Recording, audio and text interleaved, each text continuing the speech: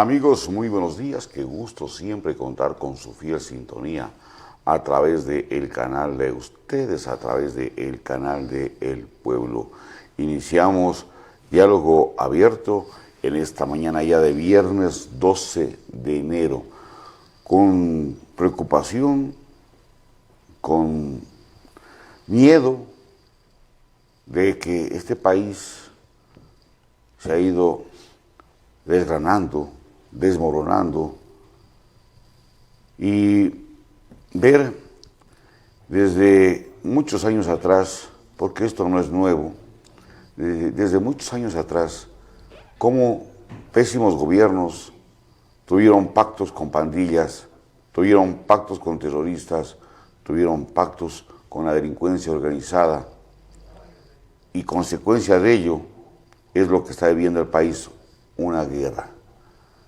Pero creo que es lo ideal, lo principal, es que el pueblo ecuatoriano está férreamente unido. El pueblo ecuatoriano está indignado de que se destruya la economía, de que se destruya el turismo, de que se destruya la armonía, de que se destruya la paz. Entonces nos queda a los propios ecuatorianos hacer, luchar, actuar también con la policía, con el ejército, con el gobierno y también con sus autoridades. Y hoy tenemos la grata presencia del señor asambleísta para la provincia del Carchi, el doctor Pedro Ramiro Velasco Erazo, a quien damos ya la cordial bienvenida, y lo hemos invitado porque el país está en guerra. Y mire que antes nos uníamos cuando había invasión extranjera, pero hoy nos unimos para combatir, para llegar a la armonía, a la paz. Que a este país le hace falta la presencia de Dios, la parte espiritual, la oración, porque desde el núcleo principal la familia se ha destruido, pero creo que es fundamental también el accionar de la Asamblea. Y el presidente de la República llamó a un exhorto también a la Asamblea Nacional a unirse y a trabajar, y creo que la Asamblea ha dado muestras justamente de facilitar, de promulgar las leyes que vayan a combatir hoy esta guerra que ha llamado contra el terrorismo.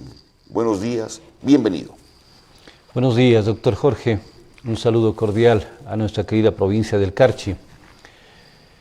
Lo que acaba de manifestar, doctor, debe llamarnos a la reflexión de todos los ecuatorianos y ecuatorianas de bien. El país necesita unidad, necesita despojarnos de prejuicios políticos, ideológicos, económicos, de intereses personales, anteponiendo los intereses de la patria. Desde el año 2008, lamentablemente, cuando se garantizaron extremadamente derechos en favor de personas que llegaban a nuestro país, a pretexto de que somos un país que podemos albergar a todo mundo, sin mirar requisitos, antecedentes, pasados judiciales, se habló de un concepto que hoy está pesando sobre nuestras espaldas, que es el tema de la ciudadanía universal. Hasta ese año se controlaba el ingreso de los extranjeros con antecedentes penales, con récord policial, y aquellos que no cumplían solamente no eran admitidos a nuestro territorio ecuatoriano. Pero a raíz de esa época se empezó a generar una apertura y una masiva migración incontrolable. Y las consecuencias son las que estamos teniendo actualmente. Porque no es que solamente ingresaba personas de bien, personas que venían a hacer turismo, personas que venían a invertir en nuestro país, a aportar positivamente a reactivar la economía, sino venían lamentablemente muchas otras personas. ¿Por qué?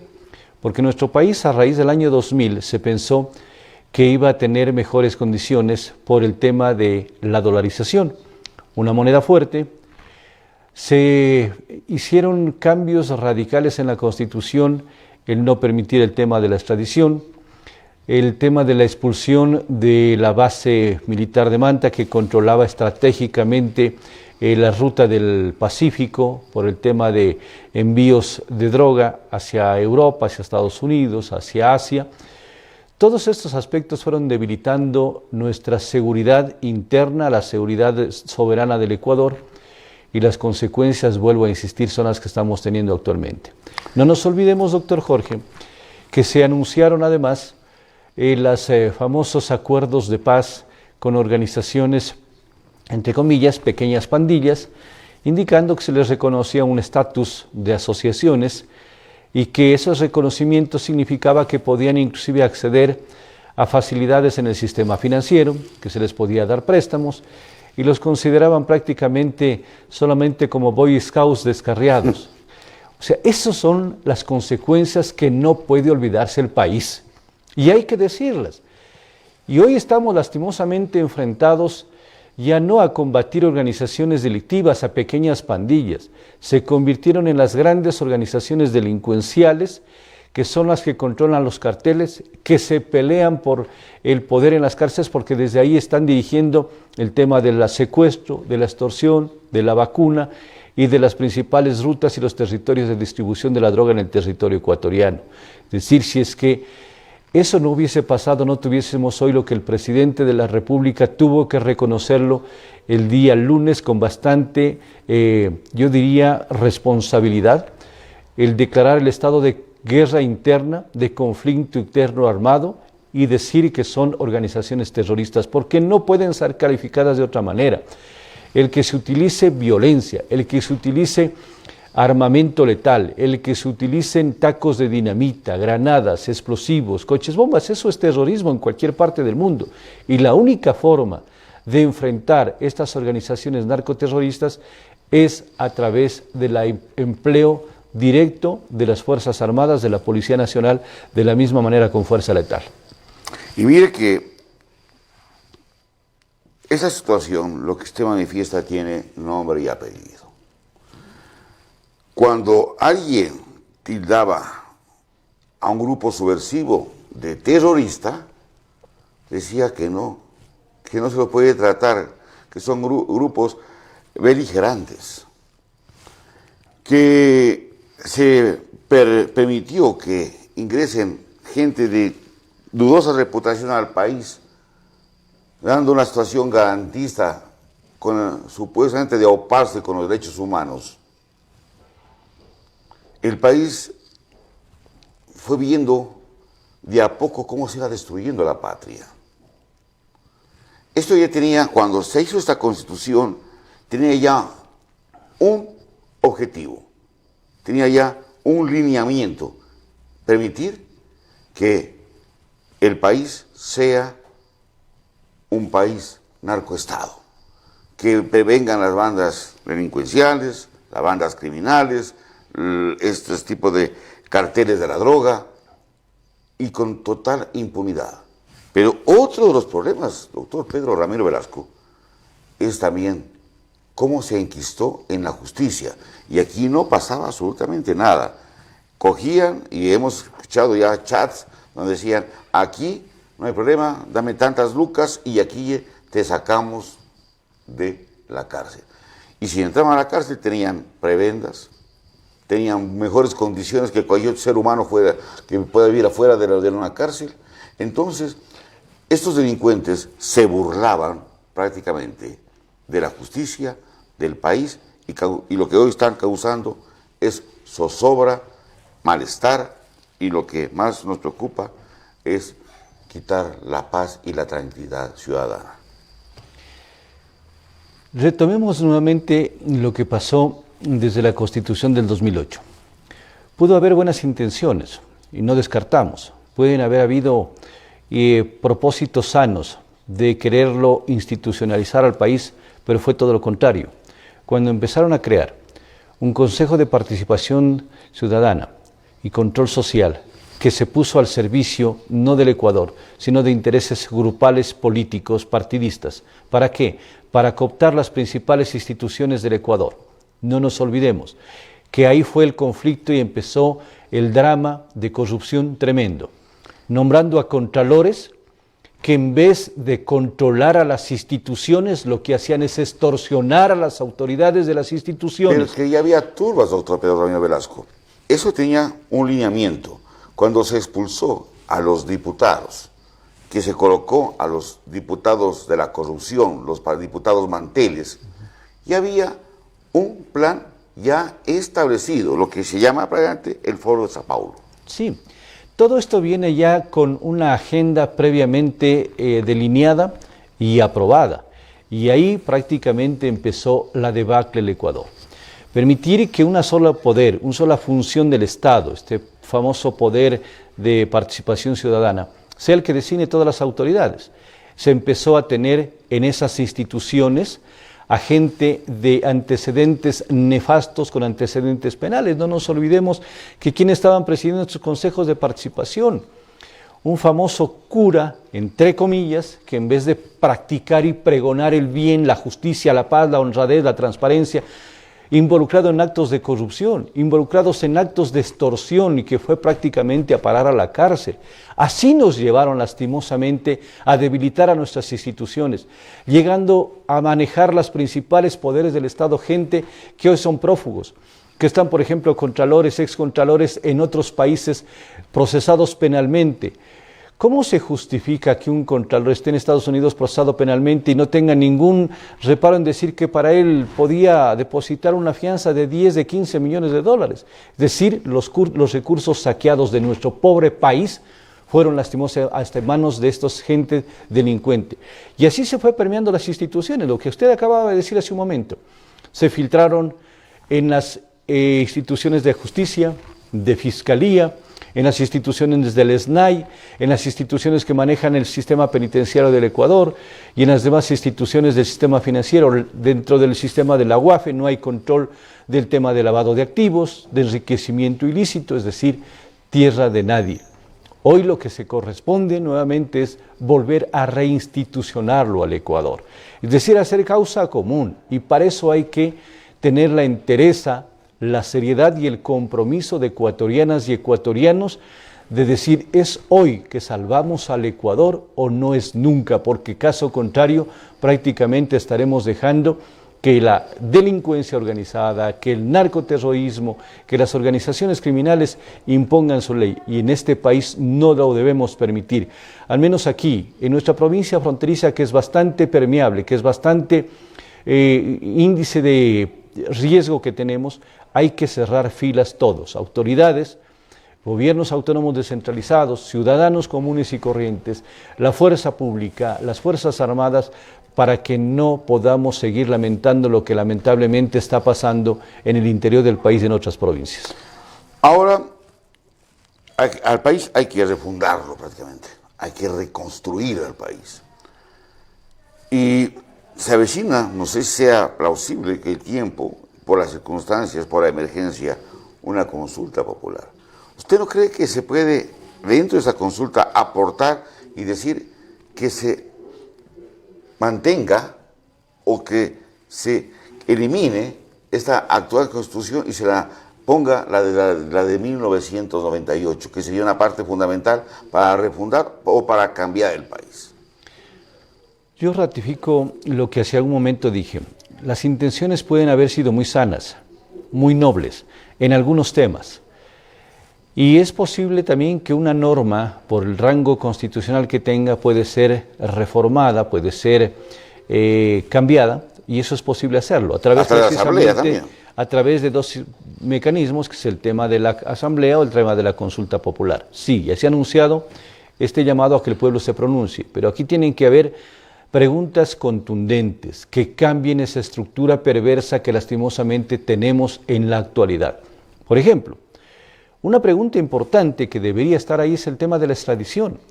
Nosotros como país soberano podemos nosotros transferir a otros estados en donde se haya cometido delitos transnacionales a ciudadanos peligrosos que actualmente no pueden ser enviados porque nuestra Constitución lo prohíbe.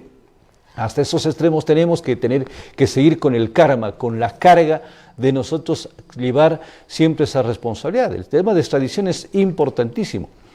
El otro tema que lastimosamente en algún momento, en alguna asamblea atrás, no se permitió que se ha revisado el tema de los bienes mal habidos, la ley de extinción del dominio.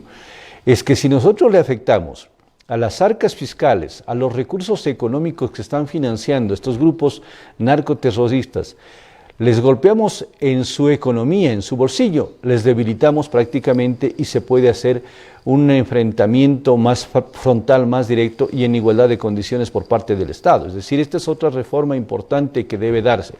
Otra reforma en materia penal, ¿cómo ha sido el abuso demasiadamente sospechoso de ciertos administradores de justicia que han hecho tabla rasa de la ley y han permitido que a través de medidas cautelares salgan en libertad inmediatamente delincuentes peligrosísimos, que se haya abusado de las acciones de protección, del habeas corpus, y se hayan otorgado indiscriminadamente a personas que deberían estar pagando prisión? Entonces, todos esos temas tienen que ser revisados. Yo creo que hoy es la oportunidad de demostrar que sí estamos con el país, que sí queremos al Ecuador, y esa es nuestra tarea que tenemos que hacer también desde la Asamblea Nacional, despojándonos de cualquier tinte político, como yo le dije, sino más bien pensando en la patria que queremos de hoy, la que queremos dejar a nuestros hijos, a nuestros nietos y a nuestras generaciones. Si es que nosotros no les pacificamos el Ecuador hoy, va a ser muy difícil porque de a poco se irán infiltrando este tipo de organizaciones. Mire, ¿cómo puede salir un país adelante? Hoy el riesgo país se ha disparado. ¿Cómo podemos ver a nivel de la situación internacional decir que es uno de los países más violentos del mundo? Otrora Ecuador, una isla de paz. Yo decía, siempre el país no se acaba ni por terremotos, sino por malos gobiernos. Hay un estado de excepción y hay un decreto 111. ¿Qué pasa cuando acabe o termine este plazo, que son 60 días? ¿Cómo queda el país? Usted se refería hace un momento sobre el tema de los ejemplos internacionales que tenemos, y creo que debemos valernos precisamente de esas vivencias duras, de esos momentos cruciales que les tocó vivir a dos países vecinos, como es Colombia, en la época de los 80-90, donde lamentablemente el narcotráfico arrasó con un país, la violencia interna de los conflictos armados, guerrilla, lo propio que vivió Perú con Sendero Luminoso, organizaciones terroristas que pusieron en jaque a estos países. Pero la unidad, las estrategias en materia legislativa, en materia de ejecutivo, en materia de reactivación económica les han permitido primeramente solventar esos duros y difíciles momentos y seguir adelante, que todavía no se han solucionado los problemas, es verdad, pero han tenido la posibilidad de salir adelante. Lo propio tenemos que hacer acá en el Ecuador. Son pruebas durísimas, sí, muy duras, porque se sacrifican vidas humanas. Se está llegando al extremo de poner en permanente zozobra, en un estado calamitoso al pueblo ecuatoriano, pero no vamos y no debemos arrodillarnos nosotros ante estas organizaciones. Al contrario, fortalecidos a apoyar a las instituciones serias, a las instituciones que quieren el bien para el país. Y desde ahí tenemos que seguir haciendo causa común. Lo que podemos, y estamos en la meta en estos próximos días, es esas reformas importantes. Reformas que desde la legislatura las podemos impulsar y reformas que desde la voluntad soberana y popular tenemos que dar ese respaldo. Yo creo que es ya hora de dejar de lado esas visiones de cálculo. Es que este año es político, entre comillas, dicen algunos, entonces vamos a mirar los condicionamientos políticos. ¿Cómo puede ser que se mire cálculos políticos cuando primero debe estar el interés de la patria, el interés del Ecuador, el interés de los cerca de 18 millones de ecuatorianos? La paz es el valor más preciado que podemos hoy tener los ecuatorianos y ecuatorianas. ¿Para qué? Para atraer inversión, para tener economía, para generar turismo. Hoy están prohibiendo de que vengan al Ecuador. Muchos países nos tienen ahorita ubicados como zona de conflicto, zona roja, y tienen razón, pues ¿cómo pueden decir vayan a la playa cuando en la costa se están prácticamente asaltando, matando, robando, extorsionando permanentemente y con el riesgo hasta de perder la vida? Por lo tanto, ya es el momento de que nosotros pensemos siempre en Ecuador. Claro que van a haber algunas personas que inclusive en las propuestas que se hagan van a empezar a buscarle ciertos resquicios jurídicos, van a empezar a buscar ciertas debilidades en las preguntas, pero hay que buscar las preguntas las más oportunas, las más precisas que se necesite para esta consulta popular. Ahora, doctor Pedro Ramiro Velasco, ha habido ya algunos gobiernos que se han pronunciado y que van a apoyar el equipamiento, armas, inteligencia y también personal. Y ha habido ese pronunciamiento, y creo que es importante para que a través de la cooperación internacional también destruir esas bandas delictivas. Sí, doctor Jorge, y la ciudadanía debe conocer de que no estamos solos, de que no es el país el único que va a hacer frente a este problema.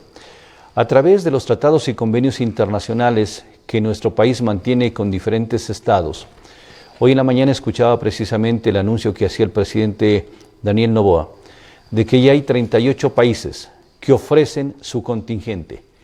Y hoy tenemos que decirles sí, gracias, bienvenido ese apoyo internacional. No podemos nosotros, a pretexto de esa famosa soberanía malentendida, decir que no permitamos que ingresen ese apoyo internacional. Nos quieren dar ese apoyo y tenemos que decirles que gracias y que tenemos que aunar esfuerzos, tenemos que coordinar acciones internacionales, porque ya no es un tema solamente de país, es crimen transnacional, son organizaciones terroristas transnacionales. Y por lo tanto, si hoy lo que pasa en Ecuador, no se olviden que en cualquier momento puede pasar en otro de los países del mundo. Y mire que ya militarizó Perú su frontera. Colombia está también preocupada porque son bandas transnacionales que hoy han sido catalogadas como terroristas. Sí, y me parece que son medidas tomadas oportunamente con la soberanía que tienen los países, y esa soberanía debemos haberla ejercido nosotros toda la vida. No permitir que ingresen todo mundo, debieron haberse exigido requisitos. Con esa soberanía militarizan las fronteras para que, para efectos de que cuando hay un conflicto interno, como el que estamos teniendo nosotros, en donde ya prácticamente se declaró como objetivos militares estas organizaciones terroristas, y si es que no se someten por el imperio de la ley, tienen que ser dados de baja, entonces, ¿qué hacen? Buscan refugio precisamente en los países vecinos. Y me parece bien una técnica muy responsable y una actuación de cuidar sus fronteras para efectos de evitar que se infiltren también en sus territorios. Por lo tanto, esta cooperación hay que darle el agradecimiento para que vean que el mundo se puede unir, que países se pueden unir en una lucha frontal contra las organizaciones terroristas. El presidente Daniel Noboa ha dicho que no se va a negociar con terroristas. Y creo que la gente, el pueblo ecuatoriano, está viendo de manera excelente, muy bien, el accionar del presidente de la República. Me parece que es lo más sensato que tiene que hacer el presidente de la República. Él nos representa, es el comandante en jefe de las Fuerzas Armadas. Y si él demuestra debilidad, y si él demuestra flaqueza en estos momentos asiados de la patria, prácticamente todo el pueblo ecuatoriano no sabríamos en quién respaldarnos. Por lo tanto, la decisión tomada está la más adecuada. Hoy es el momento de enfrentar con toda rigurosidad y con toda la fuerza del Estado a estas organizaciones. ¿Y nosotros qué tenemos que hacer? Apoyar, pues. Los ecuatorianos de bien, que queremos un país de bien, que queremos un país de esperanza, de futuro, tenemos que apoyar. Van a ver, y usted ha de escuchar, organizaciones que aquí en cualquier medio de comunicación estarán hablando del tema de derechos humanos. Nadie dice que va a violentar derechos humanos, se van a respetar los derechos humanos porque eso lo dice la propia Constitución, lo dicen los tratados internacionales, pero ¿qué más derechos humanos es el precautelar la vida de los ecuatorianos, de la gente de bien, garantizar la paz y ciudadanía, el bien, el futuro de nuestros hijos, de nuestros nietos? Yo creo que esos derechos humanos son los que valen, porque también hay ONGs que se dedican, y porque es negocio para esas organizaciones no gubernamentales estar siempre recibiendo apoyo internacional a efectos de que no es que son personas que están en situación de vulnerabilidad y tenemos que atenderles. Les atienden a otros sectores y se desprotege a la población sana, a la población buena, a la población civil. Por lo tanto, eso también tenemos que estar muy pendientes. Y vamos nosotros a exigir que asimismo, como se exige y se pide respeto de derechos humanos a quienes los violan permanentemente, esos derechos, se respete y se garantice derechos humanos para la gran parte de los ecuatorianos, que somos como cerca de 18 millones de ecuatorianos. Ahora, el otro pilar fundamental del Estado ecuatoriano también es la Asamblea. Y la Asamblea han visto ese compromiso fundamental, dejar y despojar la situación partidista o política y estar juntos, unidos todos los ecuatorianos, haciendo frente al terrorismo. Se puede mirar bien, y de hecho es algo acertado el que la Asamblea respalde las decisiones del pueblo ecuatoriano tomadas a través del presidente de la República. Hoy se requiere demostrar madurez política, seriedad en las acciones, pero ya pasar solamente de los discursos a los hechos. En días anteriores salió un pronunciamiento, un comunicado de la Asamblea Nacional en el que se reunieron los jefes de bancadas diciendo que van a conceder amnistías, van a conceder indultos a las Fuerzas Armadas, a la policía. Las cosas tienen que tomarse con mucha seriedad. Yo les he dicho a algunos colegas de que cuando se quiere tomar un tipo de decisiones, primeramente consulten la normativa jurídica, consulten los conceptos de lo que significa indultos, amnistías. Los indultos proceden en temas humanitarios, cuando una persona ha sido sentenciada, está cumpliendo una pena ejecutoriada y por situaciones de enfermedad extrema, cáncer, enfermedades terminales, puede ser perdonada su pena, conmutada para que vaya a cumplir con su proceso último de rehabilitación, si es que cabe todavía, o descansar ya los últimos días de su vida. Y la amnistía cabe para delitos políticos o delitos conexos, como sucedió en las manifestaciones de octubre del 2019, ese tipo de cosas procede. Por lo tanto, cuando hay ese pronunciamiento tienen que ser serios. Si a la postre les van a decir, denos indultos, denos amnistías, y no lo van a poder cumplir, no están quedando bien. Ejerciendo su poder, la fuerza, el trabajo, el ejército de la policía, tienen que también tener una protección del Estado. Hacia allá tenemos que ir nosotros, doctor Jorge. Y usted trae unas frases que me parecen las sensatas. ¿Tenemos en nuestras manos reformas para hacer al Código Orgánico Integral Penal? Sí tenemos esa posibilidad.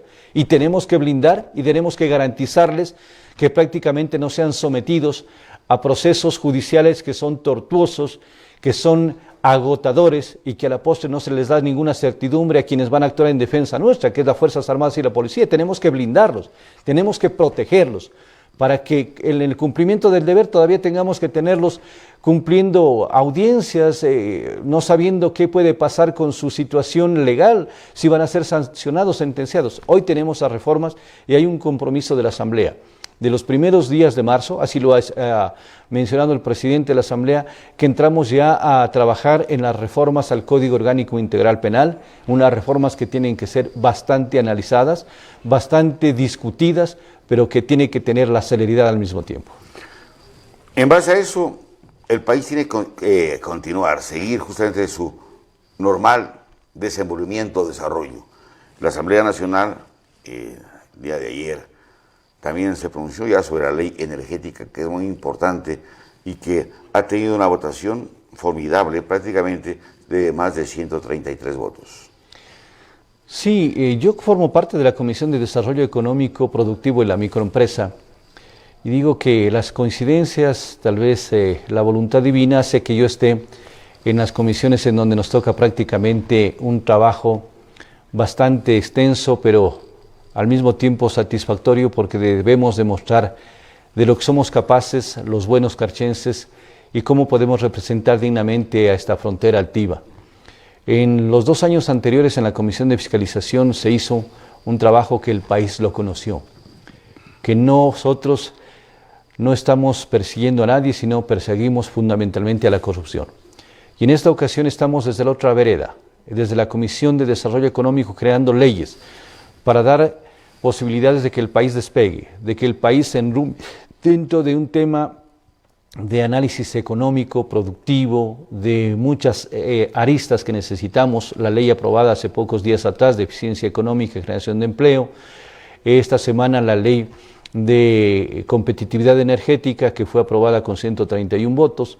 Es decir, ese es el trabajo que necesitamos en el país. En menos de 2 meses hemos tramitado nuestra comisión, trabajando sábados, domingos, porque así es nuestra responsabilidad, prácticamente 2 leyes importantes. Esta ley va a permitir a mediano, corto y largo plazo ir solucionando los problemas de estiajes de cortes de energía, va a permitir tener un fondo de inversión para repotenciar, para renovar los sistemas que actualmente están funcionando a medias. Vamos a permitir que se generen energías alternativas como la energía eólica, energía fotovoltaica solar, la energía geotérmica, el proyecto que lo habíamos mencionado que está aquí cerquita en nuestra frontera, en el proyecto de Chiles.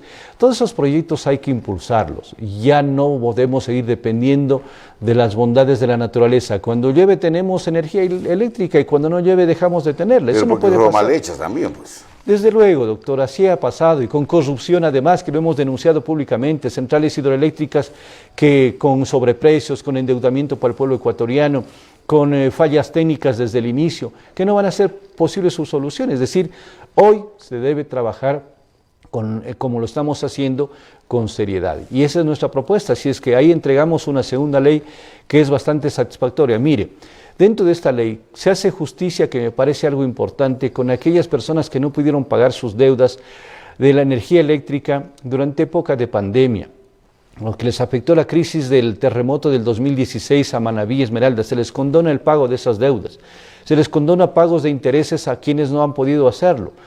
Además, se da un respiro también al sector público del transporte, porque ya tenían que migrar a vehículos de generación eléctrica o de utilización de energía eléctrica para su movilización, ya en poco tiempo, en poquísimos años. Se les da un respiro para que ingresen desde el 2030 a este nuevo sistema, para evitar contaminación y para cuidar el ambiente. Es decir, hay muchas bondades. Hay una cosa importante, para los espacios públicos de recreación, de deporte, igual, se exonera el pago de ese servicio de energía eléctrica. Es decir, con eso que propendemos, que la juventud, las familias salgan a hacer deporte hasta la noche y no tengan que estar con la preocupación de que tienen que pagar los barrios, los dirigentes de esos espacios abiertos que tenemos en muchas partes del sector urbano y sector rural, que no tienen para pagar la energía eléctrica. También se les exonera de ese pago. Mire que es importante esta ley porque va también a buscar la reactivación de la economía a través de fuentes de energía. Una cosa que está preocupando a los ecuatorianos, cuando dijo, para esta guerra se requiere recursos. Es verdad que hay planteamiento de subir del 12 al 15% del IVA, y también la gente dice también que puede subirse el valor del cilindro de gas por la situación que vive el país. ¿Va a haber ha habido ese tipo de conversaciones en la Asamblea?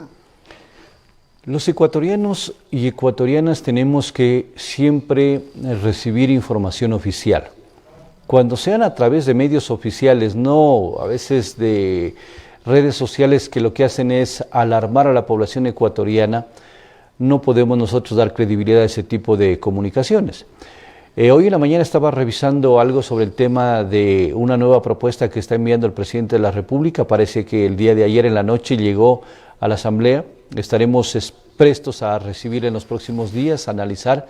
Todavía no conocemos cuál es esa propuesta, por la que usted dice, están recogiendo algunos medios en el sentido de que hay una propuesta por conflicto interno armado de subir del 12 al 15%. Esa me imagino que va a ser una nueva propuesta legal que llegará a la comisión nuestra y la analizaremos con mucho gusto en la próxima oportunidad.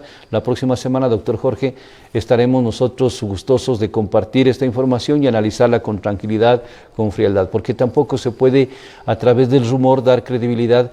Hay algunos sectores que se esmeran en que a los rumores se vuelvan verdades. O sea, no se puede creer mientras no sea una cuestión oficial. En efecto. Lo importante es que estamos todos unidos para sacar al país adelante, ante la delincuencia, el terrorismo y sobre todo ante grupos terroristas que prácticamente quieren causar el daño y el caos del país. En efecto, doctor, y yo creo que esa es la tarea responsable. Ustedes con su canal, la ciudadanía, todos, desde cada uno de nuestros espacios, tenemos que demostrar que sí somos capaces de salir adelante, que las adversidades nunca nos van a doblegar y que tenemos que demostrar especialmente desde acá, desde la frontera, desde la guardiana del norte de la soberanía ecuatoriana, que vamos a salir adelante, que no habrá poder humano que nos doblegue cuando sea en desmedro de la paz, de la soberanía y del bienestar de los ecuatorianos. Bien, ha sido el doctor Pedro Ramiro Velasco Erazo, asambleísta de la provincia del Carchi, justamente también las autoridades unidos y todos, el pueblo ecuatoriano, para sacar a este país adelante. Creo que sus criterios son correctos, muy acertados y que hay que decir la verdad, cueste lo que cueste. Muchas gracias. Sí, muchas gracias, doctor Jorge. Vamos al corte comercial y estamos con más entrevistados.